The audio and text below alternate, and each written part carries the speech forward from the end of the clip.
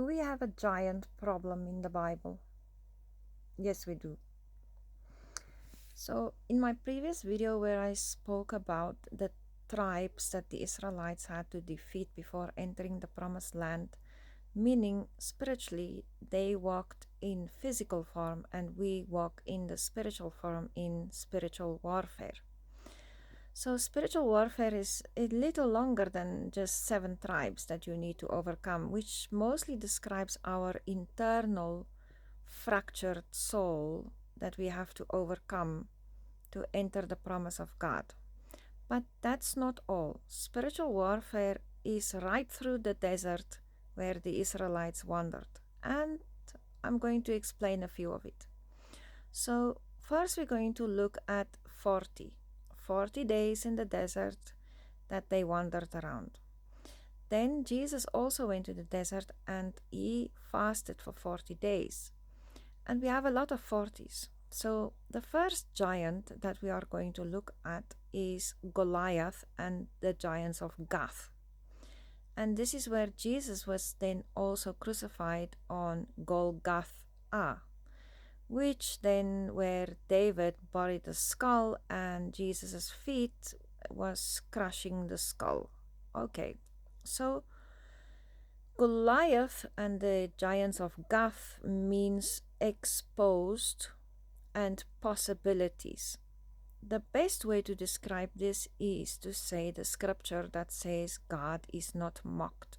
And the words in Greek meaning that the end result is not exalting God's name. Thus, give us the idea of slandering.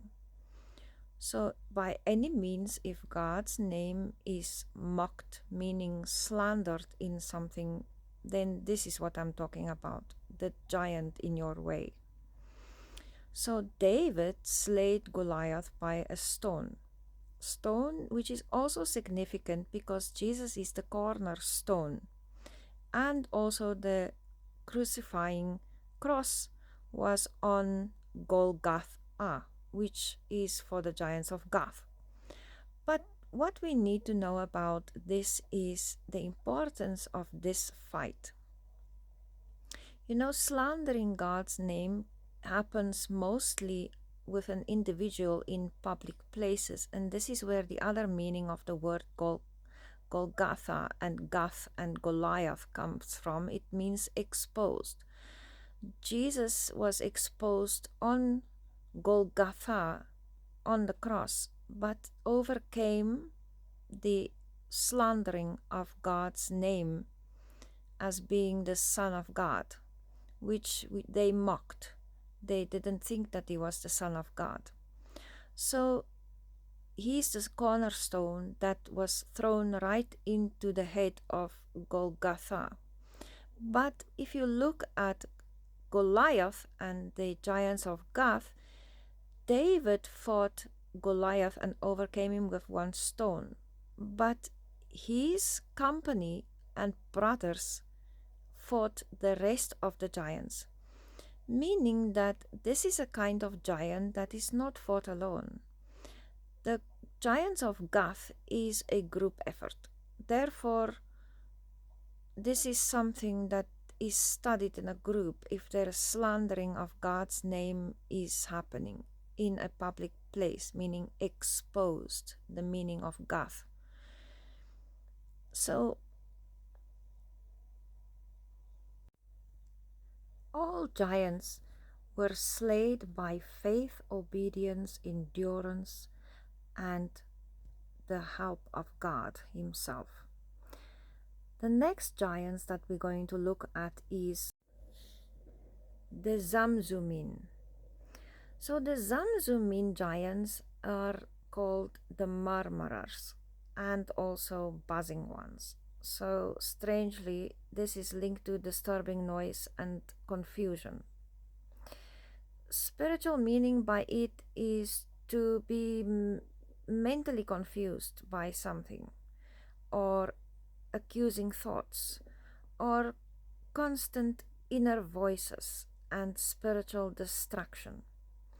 So this can be either also in a group where spiritual distraction and noises occur, or really for the individual himself. Now, honestly, I can tell you that if you know any Jew, you'll know that they can be buzzing, okay? And the type of Judah is very murmuring, and the Israelites have murmured through the whole of the journey in the desert. So I can relate that we do murmur, and that's something that I also need to work on. And starting today, I guess. All right, so let's see. To overcome this giant is by stillness before God and discernment of truth over chaos. The next giant that we have to fight is the Emim.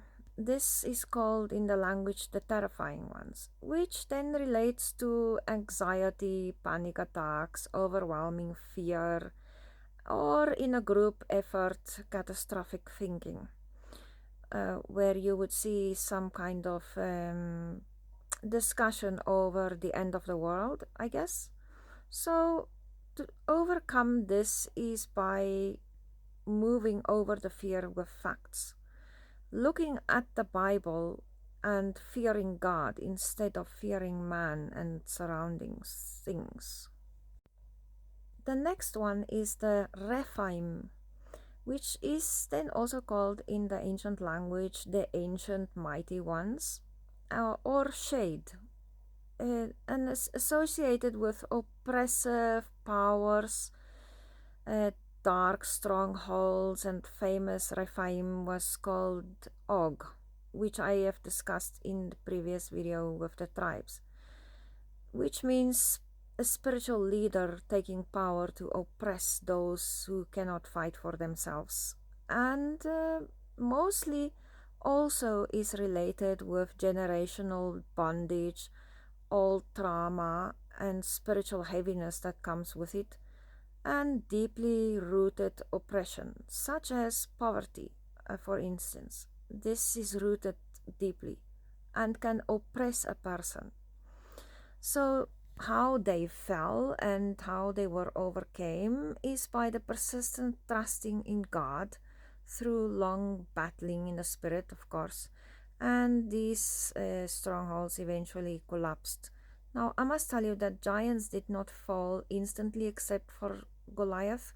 Most of them had some intervention of some supernatural way to be overcome, or it was one battle after the other to overcome them in a way. So the next one, the Anakim, where they are called the long-necked ones or exalted ones. These giants caused Israel to feel like grasshoppers.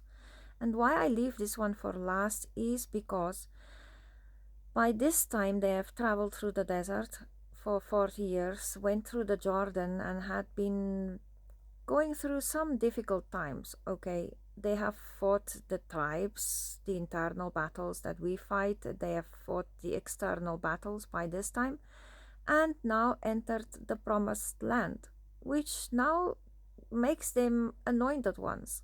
So this is for the anointed, the ones that is already in the promise of God. The battle is not ending unless you are sitting in the throne room, but this is where intimidation, inferiority, and fear of purpose, believing that you are too small still, all play a role, or it can affect you in a way that somebody makes you feel like that and you lose your feel for the purpose. So we should all trust in God to have our purpose fulfilled in Him, because ultimately all glory goes to God.